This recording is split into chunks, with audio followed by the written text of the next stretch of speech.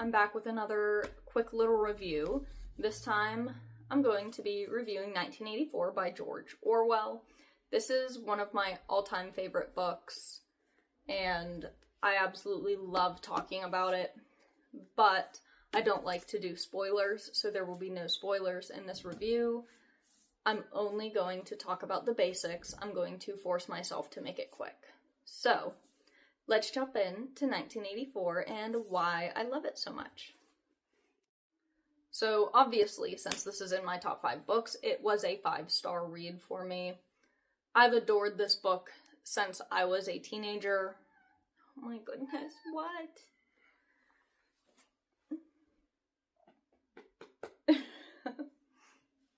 My big boy is being very needy today. But this book is kind of a dystopian society political kind of book. If that's not what you're into, that is perfectly fine. I was not into that either when I read this book, and I ended up loving it. So, as I said before, I did read this in high school the first time I read it.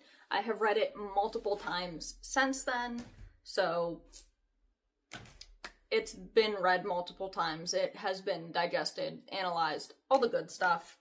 The writing style, I loved it. It's very unemotional, very kind of critical, cynical, pessimistic, but I absolutely loved it. It's amazing. It's kind of a really good representation of what government is capable of when you give them the chance. And I feel like at the time that it was written, it was very relevant. And now in our current times, it is just as relevant. There is a lot of stuff going on in our world right now that it's starting to give me 1984 vibes, I'm gonna be honest with you. It's not nearly that bad, but we're skirting the edge, I think, just a little bit. I don't want this video to be just me talking about that, though. So, going away from that, there are parts of the book that are...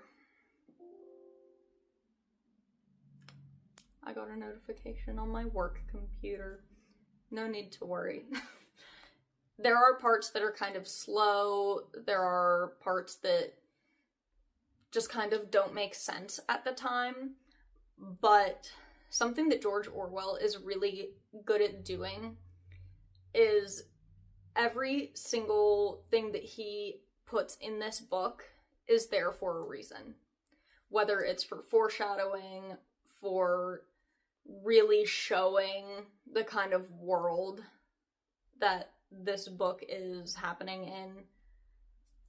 I feel like there are certain parts of it, thinking about it like now, that kind of reminded me a little bit of the Hunger Games, not in the like actual storyline or anything, but in like the background, the place that they are. I don't want to say scenery. I can't think of the word right now.